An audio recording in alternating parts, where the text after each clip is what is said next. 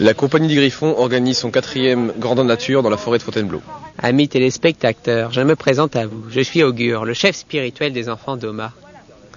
Ici, nous sommes dans la baronnie des Baux. Alors ici on est dans la forêt de Fontainebleau et c'est l'association La Compagnie des Griffons qui organise un Grandeur Nature médiéval fantastique. C'est un immense jeu de rôle avec plus d'une quarantaine de participants joueurs et d'une trentaine d'organisateurs et personnages non joueurs. Le but est de recréer un immense scénario complètement inconnu des participants, que les organisateurs connaissent, totalement interactif. C'est du théâtre non linéaire, en costume, avec des armes factices pour simuler les combats. On a la trame, et dans cette pièce de théâtre ou cette trame, il y a une partie de gens qui connaissent l'histoire, donc les personnages non joueurs, nous, qui interagissent avec les personnages joueurs, pour les amuser et puis deux pour leur faire découvrir le fin fond de l'histoire. Par rapport à l'ensemble du jeu, nous ce qu'on fait c'est déjà donc effectivement on les met en situation et des fois on essaie de leur donner des indices pour justement les faire réfléchir, pas leur donner tout cuit dans le bec dans l'aventure. Il faut effectivement qu'ils fassent de la recherche. Tout ça c'est une bonne organisation en fait, tout le monde vient costumé donc c'est un gros travail.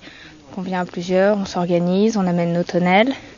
Tout autour de ça, il y a le travail des organisateurs qui est monstrueux pour les histoires des joueurs, les quêtes et les mises en place. C'est là où il y a tout le matériel en fait, où il y a les costumes pour que les PNJ changent pour pouvoir faire tous les rôles qu'ils doivent jouer, quoi. Il y a des armes, il y a des costumes, il y a un peu de maquillage. Voilà, globalement c'est ça, quoi.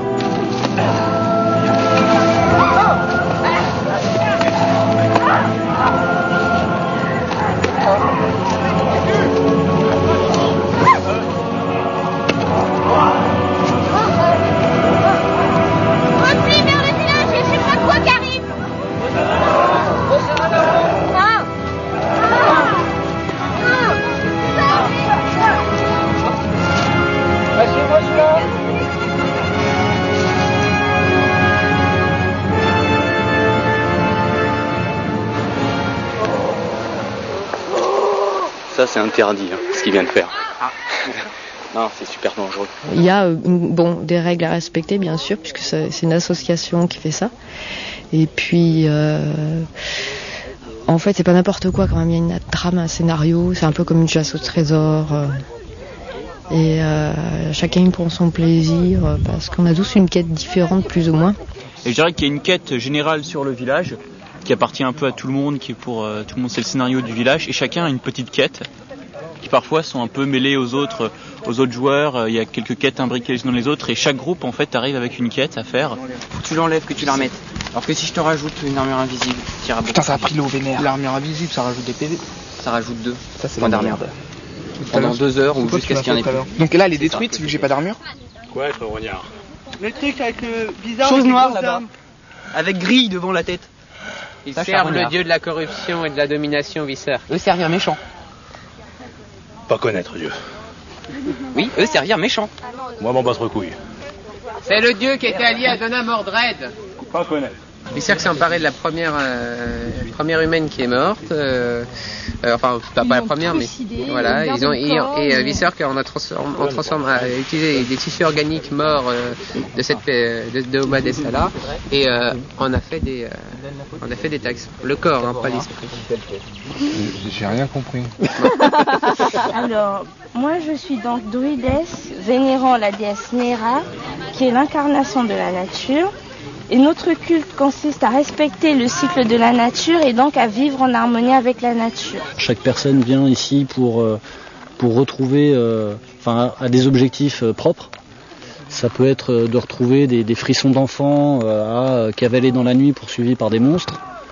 Ça peut être le plaisir de casser le quotidien en incarnant un personnage.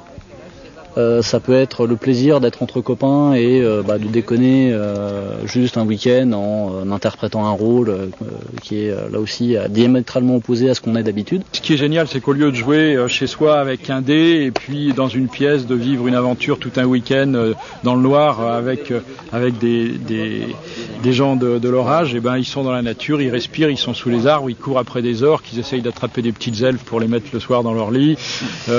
On va à la taverne, on boit un coup.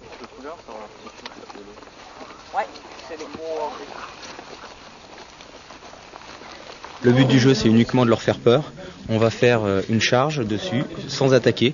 Et s'ils passent une certaine limite, ils vont perdre l'épreuve. Ils vont avoir eu peur, ils vont avoir reculé.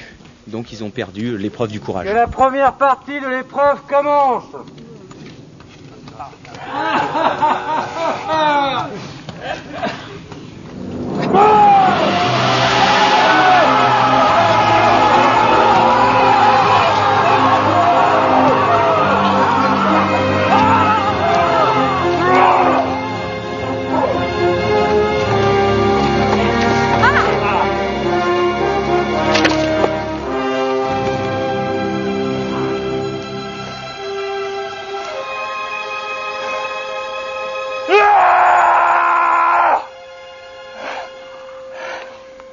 Le jeu de rôle sur table est plus difficile à appréhender puisqu'on a un effort imaginaire important à faire.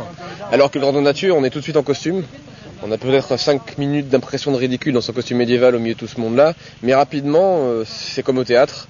On rentre dans la pièce dont on est soi-même un acteur, dont on ne connaît pas encore le script ni le scénario, et on subit les événements ou au contraire on les déclenche. Les joueurs ont la possibilité de changer les choses, de s'impliquer dans la gestion de la baronnie, de la protéger, de la saper potentiellement, c'est pour les plus maléfiques d'entre eux, mais donc tout ça est interactif et à nous de réagir. Donc cette année le thème est de payer les pots cassés des erreurs de l'année dernière qui ont vu tout un tas de monstres morts-vivants envahir la baronnie, et cette année il faut en finir avec eux.